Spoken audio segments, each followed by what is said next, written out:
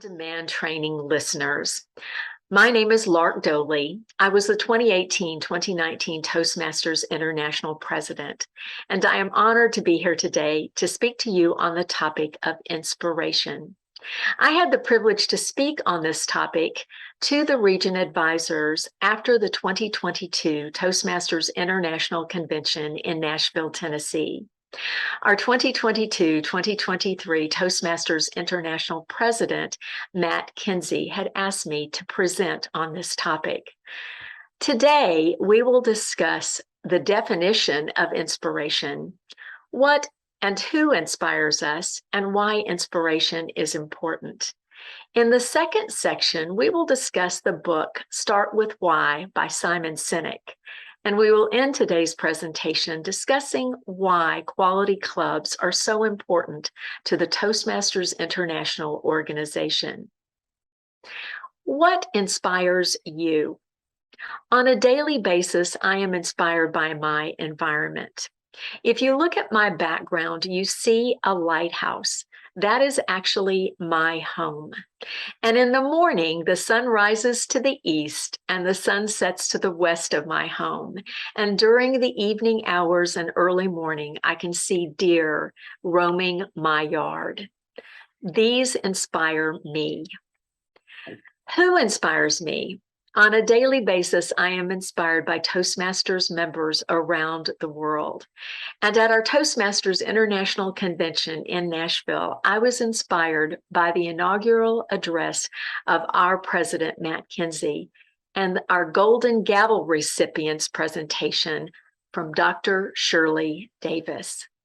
As I said, on a daily basis, I am inspired by our members and our organization. If we know what inspires us and who inspires us, then we must have some idea of the definition of inspiration. So when you think about the definition of inspiration, how do you define it? I define it as incredibly positive, emotional experiences that propel me to take action. But when we look at the origin of inspiration and we look at Webster's definition, inspire comes from the Latin inspirare, which means to breathe or blow life into. It came into common usage in the 14th century, and it dealt with supernatural influence. When we look at the Webster's definition, inspiration is the process of being mentally stimulated to do or feel something, the quality of being emotionally influenced or motivated to action by something or someone.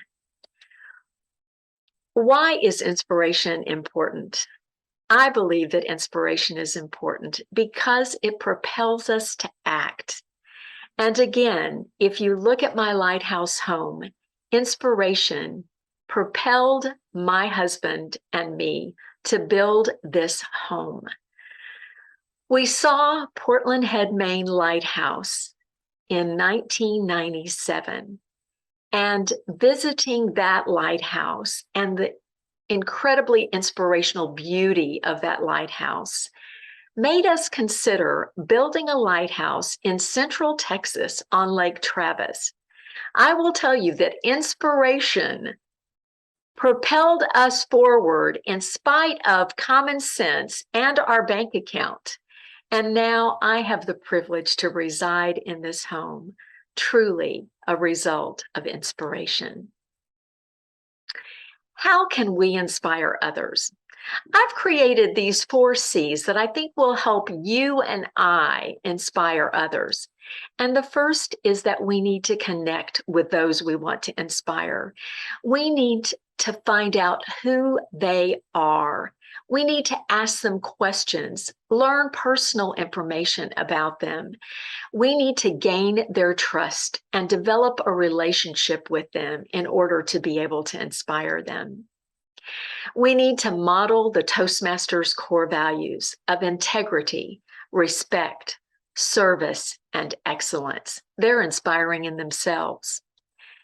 Then we need to communicate clearly and frequently And we need to communicate as Toastmasters recommends, which means that we begin with listening, and we listen with both of our ears.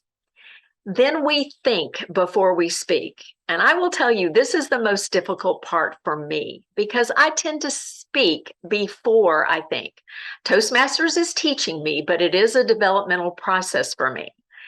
And third, we need to ask open-ended questions so that we can gain the information we need to understand those with whom we are communicating and those we want to inspire and gain empathy. Lastly, we will then speak thoughtfully and positively. And the fourth C is we need to show that we care. We need to show that we care through motivation, encouragement, and support. Through these 4 C's, we can inspire one another. I also came across an incredibly inspiring article in the Toastmasters website that was published in February 2008 in our Toastmasters magazine. And it's called The 7 Secrets of Inspiring Leaders by Carmine Gallo. I highly encourage you to look up this article from the Toastmasters magazine on our Toastmasters website. There are 7 principles of inspiring leaders in this article, and it begins with demonstrating enthusiasm constantly. If we are passionate about a subject, then we will demonstrate enthusiasm, and that enthusiasm will be inspiring. We need to articulate a compelling vision. And when we think about Bill Gates wanted a computer on every desk in every home. That was his compelling vision. Pretty compelling, don't you think? Then we need to sell the benefits. This is the why. We need to sell why individuals should care, why individuals should want to participate, what's in it for them. We can do this by telling more stories. Stories are inspiring, and stories make the points that we want our listeners to understand. Invite participation. Inspiring leaders invite their employees, their followers, to give them input. Then they listen to that input and they act on that input and incorporate that input into the vision. Reinforce an optimistic outlook. Richard Branson says that if we praise our employees, they will excel. If we criticize them, they will shrivel up. That's an image, isn't it? We need to tell our employees, tell the members of our clubs how wonderful they are. We need to praise them. And finally, encouraging potential. This is the what of our organization. We need to groom our members as future leaders of our organization. We need to encourage their potential in speaking and in leadership. The why is to sell the benefits. The how is to invite participation. And the what is to encourage their potential. How many of you know who Simon Sinek is? And how many of you have read his book, Start With Why? And the full title is Start With Why, How Great Leaders Inspire Everyone to Take Action. If you have not read this book, I highly encourage you to do so. And Simon Sinek begins this book with 3 inspirational stories. The first story is the story of Orville and Wilbur Wright, the individuals who flew a heavier than air-powered aircraft without any funding and inspired the world to decide to develop aircraft. Martin Luther King Jr., whose I Have a Dream speech inspired the civil rights movement in the United States. And Steve Wozniak and Steve Jobs from Apple, who inspired the personal computer revolution. In his book, Start With Why, Simon Sinek talks about the golden circle. And because all of you should know that I love gold, this was inspiring to me. And the golden circle is a model for the predictability of human behavior. And it says that most organizations start from the outside of the circle to the interior of the circle, because all organizations know what they do. They know the products or services that they offer.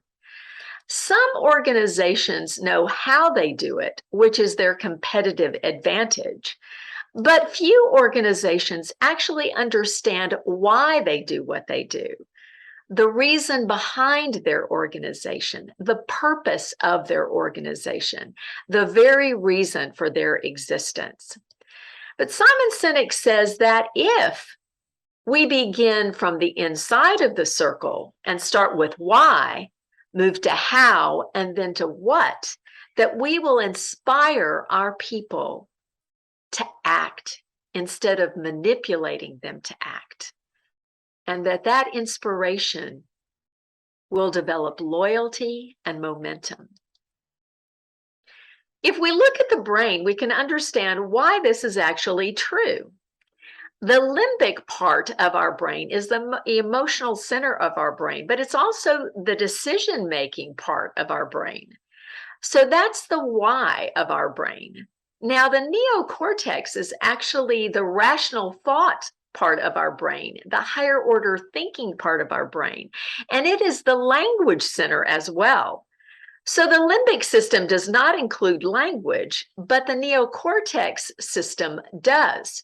So now you may be able to understand why it is difficult for us to express our emotions in words, and why we often resort to stories or to symbols in order to express our emotions. That's why organizations have a marketing department, a branding department, in order to express that why in words, symbols, and graphics. The what is in the neocortex. The why is in the limbic system. And of course, we need both, but we should always start with why. Simon's main tenet in this book is people don't buy what you do, they buy why you do it. Why is Toastmasters inspiring? I've already expressed to you that I believe that Toastmasters is inspiring at every one of our meetings because of what our members share with us during those meetings. And our events, our speakers, our keynote speakers, our workshops, our Golden Gavel recipients, our communication leadership recipients, all of this is inspiring. But when we look at the true reasons behind inspiration in our organization, I believe it's based in our mission statements. Our international mission statement says we empower individuals to become more effective communicators and leaders. We have a district mission, a club mission, our core values, and our envisioned future. All of these are inspiring, and I believe that all of these are the my why of Toastmasters. Our organizational structure. Members join clubs, and that is the foundation of our organizational structure. Our clubs are supported by areas, areas by divisions, divisions by districts, districts by regions. Our board of directors sets the strategic direction of our organization, and our world headquarters staff supports all of us. I believe that our organizational structure is our how, our competitive advantage.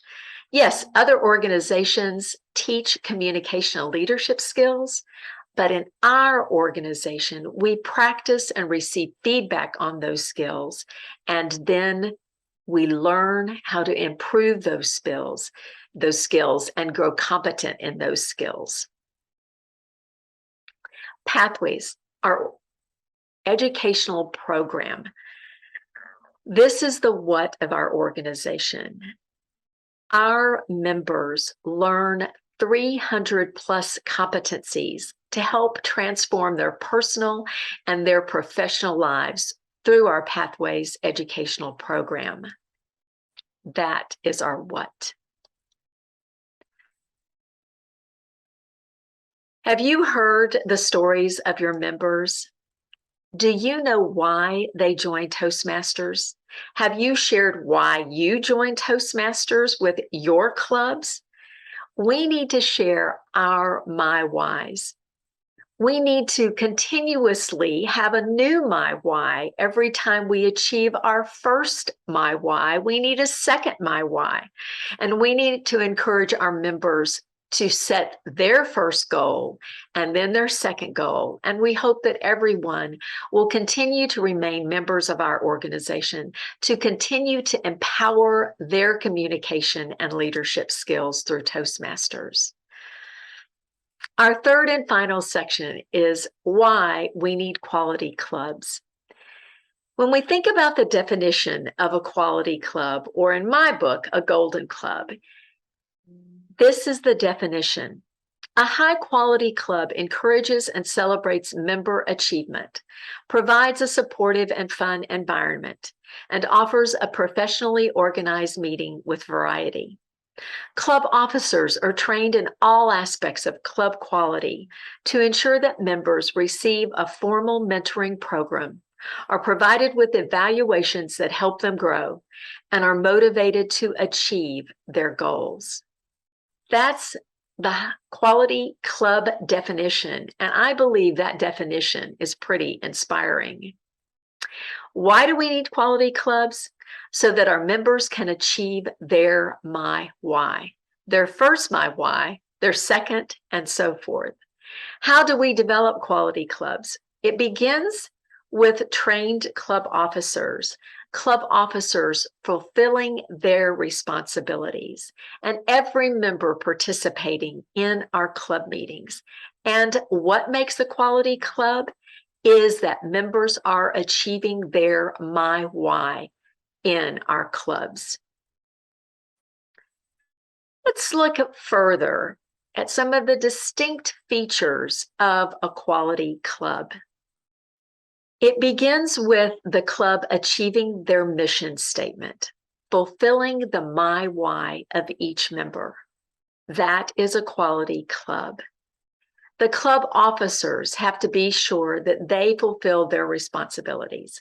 And that begins with each club officer attending training and learning their roles. Let's look at the Vice President Public Relations. That individual is responsible for promoting the club. And by the way, they can have a team, a VPPR team for their club, and that team will promote the club.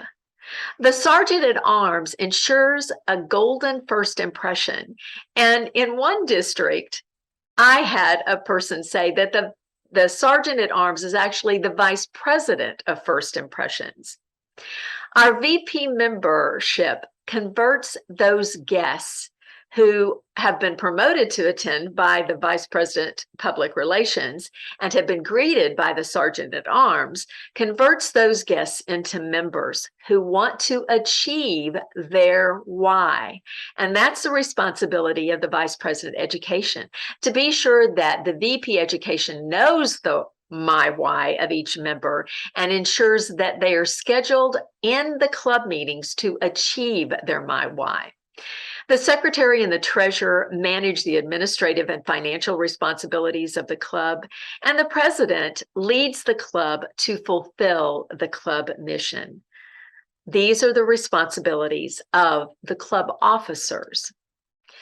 We want every club to be a wow factor club. And I will tell you, during my term as president, we had the wow factor campaign. We wanted each club to understand their wow factor. And we wanted them to ensure that their guests understood their wow factor. And that begins with quality club meetings and Toastmasters members whose lives are transformed by achieving their personal and professional goals in Toastmasters. The why, achieving the club mission. The how, through our club officers and our club meetings, because The what is when our members are achieving their goals in our club meetings. It begins with the club officers, the dedicated and trained club officers. Club success is ensured by them. There's a club quality page on the Toastmasters website, and it shows resources to support club quality. Why should guests join your club? What makes your club special, unique? What is your club's value proposition? I belong to 3 clubs. 2 of my clubs are community clubs, and the third is a corporate club. I believe that my community clubs are dedicated to offering a fun, supportive, positive environment for the members of our clubs. One of those clubs meets at night, and I believe that's a value proposition for those people who cannot attend a meeting during the day. My other community club meets on Saturday mornings, and again, that's a value proposition for those who do not have time during the week to spend enriching themselves, but do have time on the weekends. And of course, my third club is a corporate club, and we want all of the employees of Maximus to reap the benefits of the Maximus Toastmasters Club. The club quality checklist. How many of your clubs are using the club quality checklist to evaluate your club? I encourage all clubs to use the club quality checklist, and you can have your members complete this club quality checklist, and the officers can complete it as well. The officers could discuss their answers, but then they need to see the answers of the members of their club and look at those answers to evaluate whether their responses as officers are the same as the responses of their members, and then take action to improve the quality of their clubs according to the needs of their clubs as evaluated by their club members. So this is one way that you can determine the quality of your club. Another way that you can determine the quality is to conduct moments of truth. I encourage you to conduct moments of truth twice a year, at least twice a year. It's great to conduct it at the beginning of every Toastmasters year in July, and then again in January, and evaluate the 6 areas of moments of truth. First impressions, membership orientation, fellowship, variety, and communication, program planning and meeting organization, membership strength, and achievement recognition. I hope that you will use the moments of truth to evaluate the quality of your club at least twice a year. The Distinguished Club Program. This is a way for our organization to evaluate the quality of your club.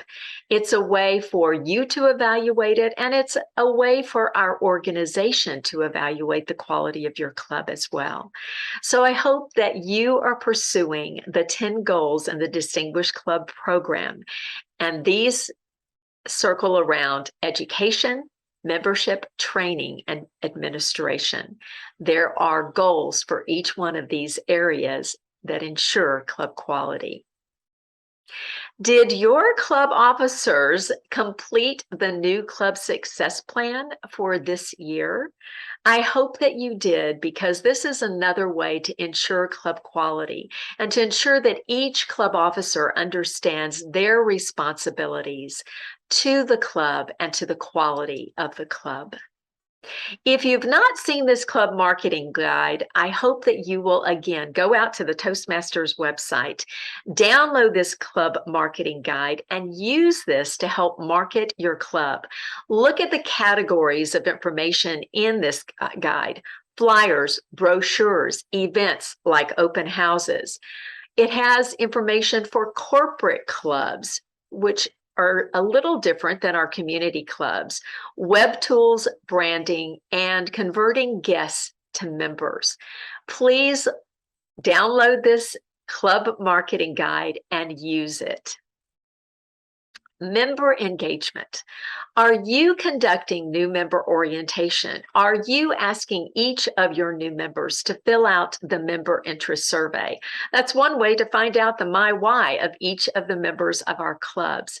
It is important that we have a formal induction of each of our new members, that we assign mentors to each one of them, that we discuss the Pathways educational program and be sure that they are enrolled in their first path and they continue to be enrolled in future paths after they complete their first path.